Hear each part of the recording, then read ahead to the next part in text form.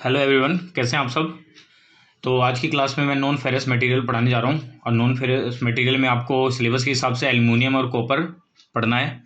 तो आज aluminium start करने जा रहा हूं। तो देखिए, एल्युमिनियम के बारे में आपको ये पता होना चाहिए कि एल्युमिनियम जो है वो अर्थ के क्रस्ट में अवेलेबल होता है और इसको हम बॉक्साइट मिनरल से प्राप्त करते हैं, वो भी इलेक्ट्रोलिटिक प्रोसेस के द्वारा। तो इट मीन्स जो एल्युमिनियम के ओर का नाम है वो बॉक्साइट है। ठीक है, इस वीडियो को देखते भी रहिए और सुनते भी रहिए।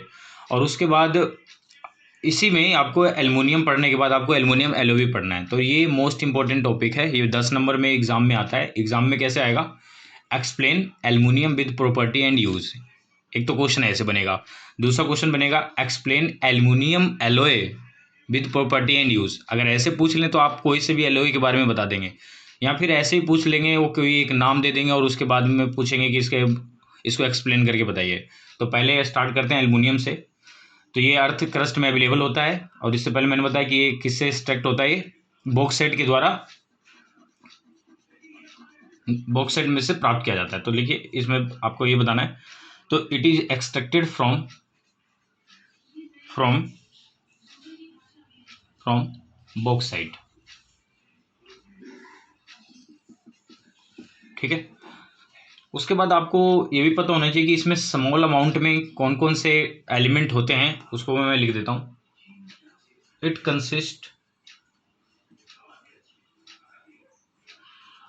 कंसिस्ट ऑफ कॉपर, सिलिकॉन,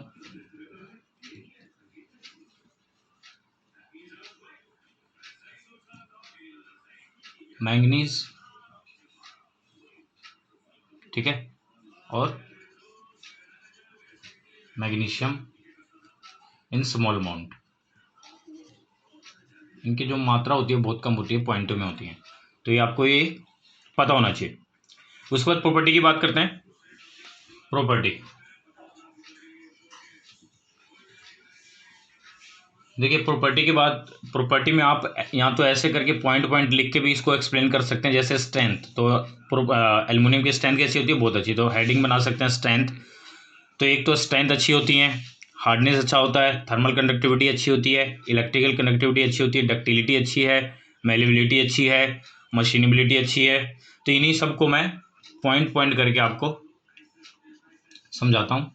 तो पहले मैं लिख दूँ, इट हैज़ फॉलोइंग प्रॉपर्टीज। तो देखिए, पहला है स्ट्रेंथ। तो आप इसमें लिखेंगे इट हैज़ गुड स्ट्रेंथ, एक पॉइंट हो गया। फिर दूसरा है हार्डनेस। इसमें क्या लिखेंगे? It has good hardness. एक शॉर्ट ट्रिक्स ये भी है लिखने का या याद करने का, सब में इट हैज़ गुड आपको लगाना है। मेन में बस आपको पॉइंट याद होने चाहिए, कौन कौन प्रॉपर्टी याद होनी चाहिए कि कौन कौन सी प्रॉपर्टी इसमें अच्छी होती हैं। दो हो गया। उसके बाद है, अगर कलर की बात करें तो एल्युमिनियम को सभी ने देखा है, मोस्टली सभी ने। तो ये सिल्वरी वाइट कलर का होता है। It is silvery white in colour. 3 point हो गया। उसके बाद इसकी इलेक्ट्रिकल कंडक्टिविटी अच्छी है, इसलिए इसके इलेक्ट्रिकल केबल्स वायर्स बनाए जाते हैं। तो अगला पॉइंट है आपका इलेक्ट्रिकल कंडक्टिविटी। तो इसमें ये लिखना है, it has good electrical conductivity. हो गया।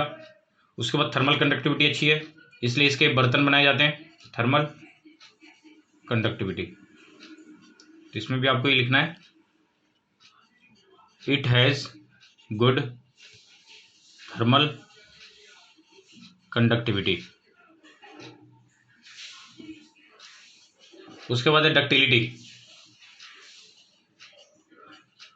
तो डक्टिलिटी भी इसकी बहुत अच्छी होती है। तो it has good ductility. Malleability की बात करें तो मेलेबिलिटी भी अच्छी है इसकी। तो इट हैज़ गुड मेलिएबिलिटी। कितने हो गए? 7 पॉइंट हो गए। मशीनेबिलिटी, तो मशीनेबिलिटी भी इसकी बहुत अच्छी है। Machinability, it has good machinability. इतना हो गया। उसके बाद और भी पॉइंट लिख सकते हैं, जैसे कि आपको ये भी पता होना चाहिए कि इसका जो वेट जो है, इसका जो वेट है लाइट होता है, तो क्या लिखेंगे? It is light in weight, वजन में हल्के होते हैं।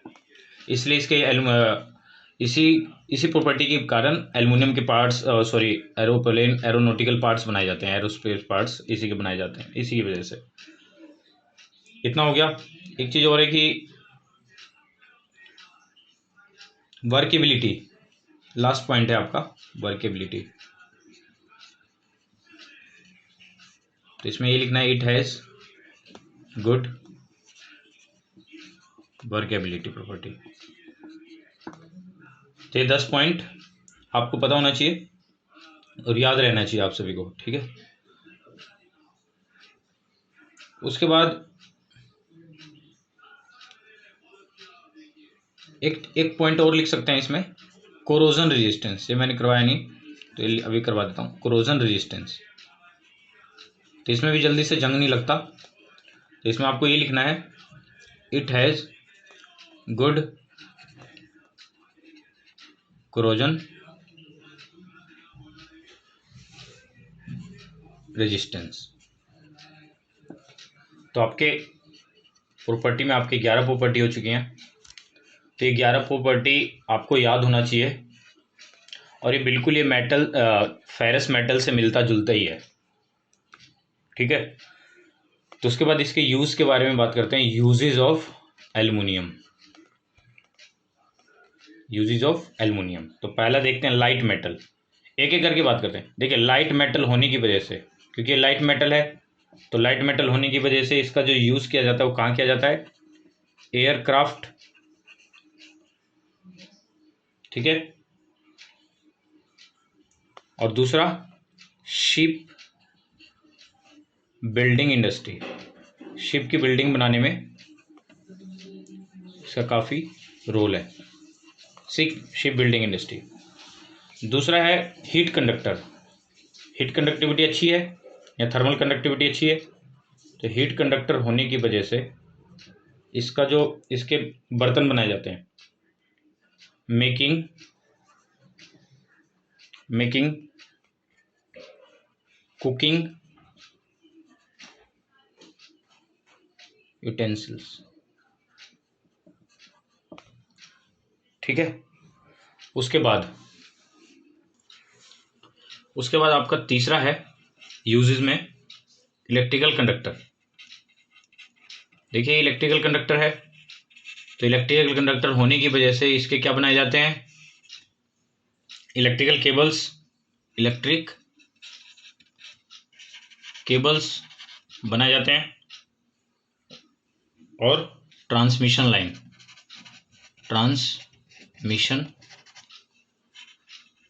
लाइन्स।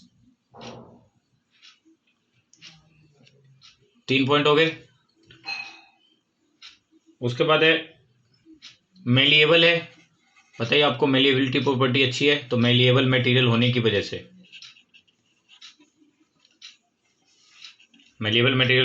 से, इसका जो यूज़ किया जाता है फॉइल्स बनाने में किया जाता है, फॉइल्स।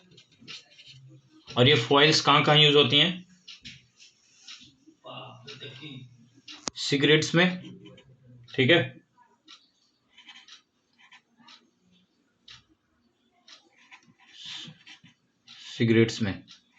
सिगरेट्स में यूज किया जाता है, मेडिसिन में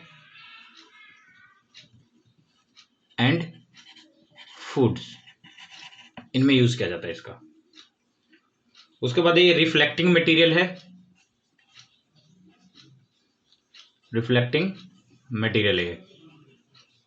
तो रिफ्लेक्टिंग मटेरियल होने की वजह से इसके मिरर्स बनाए जाते हैं, मिरर्स और रिफ्लेक्टर बनाया जाता है। इतने यूज काफी है, 5 यूज हो गए आपके। तो ये आपका टॉपिक हो चुका है। पेपर में कैसे आएगा ये, explain aluminium with property and use, तो आपको ये कर देना है। उसके बाद अगला टॉपिक है इसी में ही, देखिए मैं आपको शॉर्ट ट्रिक से, एल्यूमिनियम तो आपको याद हो गया, अब एल्यूमिनियम एलॉय भी आपको याद करना है, तो इसी के द्वारा आपको वो भी क्लियर हो जाएगा। तो देखिए अगला टॉपिक है आपका एल्यूमिनियम एलॉयज, ठीक है। तो एल्यूमिनियम वाले जो इसके हैं वो 4 तरह के होते हैं, तो लिख देता हूं पहले, इट हैज 4 टाइप्स। तो पहला है आपका ड्यूरेलियम, ठीक है। दूसरा आपका वाई एलॉय, तीसरा है मैग्नीशियम,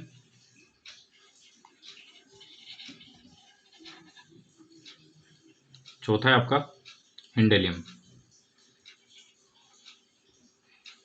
तो देखिए इन चारों, ये 4 आपको एलॉय याद रखने हैं, ठीक है। 4 ये हो गया और एक एल्यूमिनियम हो गया, तो पांचों को आप एक तरह से वैसे पढ़ोगे तो आपको ये दिमाग में नहीं आ पाएगा कि किस में कौन सी मैं प्रॉपर्टी लिखूं और किस में कौन सा यूज आएगा। तो देखिए पेपर में ऐसे आता है कि यहाँ तो ऐसे आ जाएगा, explain duralumin with property and use, explain magnesium with property या हिंडेलियम। तो आपको ये याद होना चाहिए कि ये एल्यूमिनियम का एलॉय है। दूसरी बात जो आपको ये रहना चाहिए कि जो चीज़ें आपको जो चीज़ें रिपीट होंगी, तो जैसे अब मान के चलिए ये 4 एलॉय को आपको एक्सप्लेन करना है, वो भी शॉर्ट ट्रिक्स के द्वारा। तो एक तो आपको ये याद होना चाहिए, मैं माइंड करके, जो प्रॉपर्टी है एलॉय की, जो प्रॉपर्टी होंगी सेम टू एल्यूमिनियम, एक तो ये याद रखना है। कोई भी इसमें से एलॉय आ जाता है तो उसके प्रॉपर्टी जो आपको लिखना है वो एल्यूमिनियम का ही लिखना है, ठीक है। एक तो ये हो गया, क्योंकि प्रॉपर्टी जो है मोस्टली मैंने सारे एलॉय को देखा है, पढ़ा भी है उसे, तो उसमें जो प्रॉपर्टी जो आ रही है सारी जो एज इट इज जो है एल्यूमिनियम से मिलती जुलती हैं। तो एक तो पहले आपको ये प्रॉपर्टी याद होनी चाहिए, एल्यूमिनियम की प्रॉपर्टी। दूसरी बात है कि आपको लिखना क्या है सब में, जैसे ड्यूरेलियम, वाई एलो, मैग्नीशियम, हिंडेलियम, कोई सा भी आ जाए, तो आपको इंट्रोडक्शन में क्या देना है, इंट्रोडक्शन, पहले तो इंट्रोडक्शन से स्टार्ट करेंगे। इंट्रोडक्शन तो उसमें लिखना है, it is an alloy of aluminium. ये किसके एलॉय है, एल्यूमिनियम, एक तो ये लिखना है। उसके बाद बात करते हैं कंपोजिशन की, composition.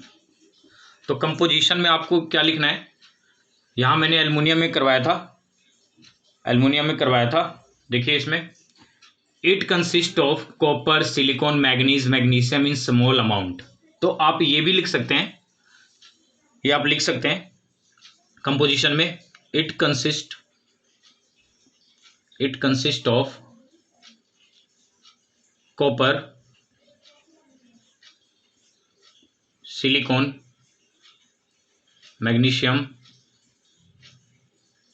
And manganese in small amount.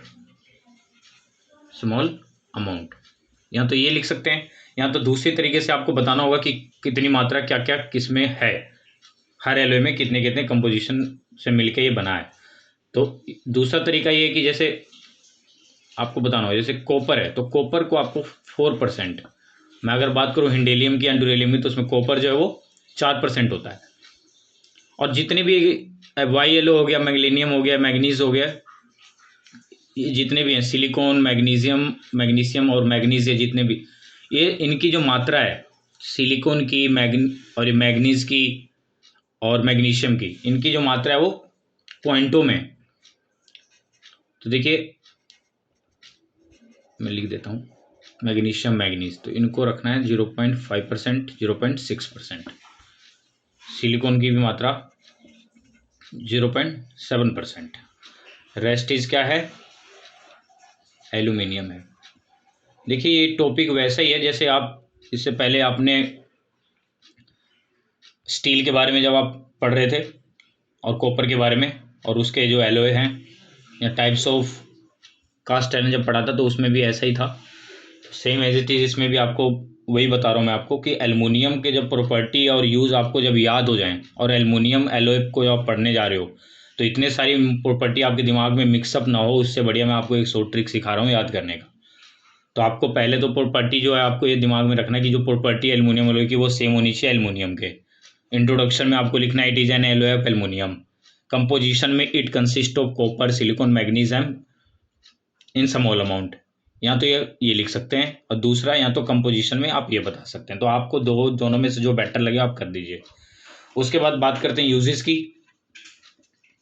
तो यूजेस में देखिए, यूजेस में आपको लिखना है जैसे इससे पहले आपने एल्यूमिनियम बताया लाइट मेटल होने की वजह से एयरक्राफ्ट शिप बिल्डिंग इनमें यूज़ होता है, हीट कंडक्टर की वजह से कुकिंग एंड इन सबको आप पॉइंटों में लिख सकते हो। जैसे कि मैं एक बार लिख के बताता हूँ। इसमें आप तो ये लिख सकते हैं जैसे पहला एयरक्राफ्ट पार्ट्स, दूसरा शिप इंडस्ट्री, तीसरा मैकेनिकल पार्ट्स, ठीक है, ऑटोमोबाइल पार्ट्स। उसके बाद है बर्तन, कुकिंग यूटेंसिल्स, ये भी है। लास्ट पॉइंट है वेसल्स। तो ये कुछ यूज़ हैं जो आपको लिखना है और पता भी होना चाहिए। और जैसे ही आप एल्युमिनियम के भी यूज़ आप कर ही रहे हैं तो एल्युमिनियम के जब यूज़ ही आपको याद हो जाएंगे तो एल्युमिनियम के एलॉय में भी आप वो यूज़ लिख सकते हैं। तो ये आपका टॉपिक है नॉन फेरस मटेरियल में जो एल्युमिनियम का जो टॉपिक है ये आपका कंप्लीट हो चुका है। तो इस वीडियो को 1 से 2 बार या 3 बार देखें और उसको याद करने के बाद इसको साथ साथ लिखते भी रहें। तो इससे क्या होगा, आपकी प्रैक्टिस हो जाएगी लिखने की भी। ठीक है, तो आज की क्लास में इतना काफ़ी है।